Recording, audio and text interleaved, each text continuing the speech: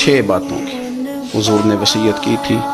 سب سے پہلے حضور نے فرمایا تھا ابو ذر مسکینوں سے محبت کرتے رہنا۔ دوسرا نبی پاک صلی اللہ علیہ وسلم نے فرمایا تھا جب بھی دیکھنا نیچے والوں کو دیکھنا، اوپر والوں کو نہ دیکھنا، مالداروں جاگیرداروں پہ توجہ نہ کرنا، ذہن خراب ہوگا، نیچے دیکھنا، غریبوں کی طرف توجہ رکھنا۔ تیسرے نمبر پر نبی پاک صلی اللہ علیہ وسلم نے فرمایا تھا ہر حال میں حق بات کہنا اگرچہ وہ کڑوی ہو۔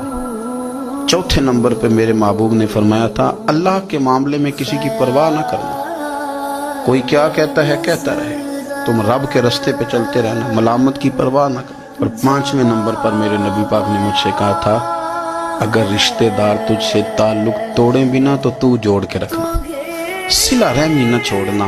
اور 6 نمبر پر حضور نے فرمایا تھا اللہ کے عرش کے خزانوں میں سے خزانہ ہے لا حول ولا قوت الا باللہ العلی العظیم۔ حضور نے فرمایا اسے پڑھتے رہنا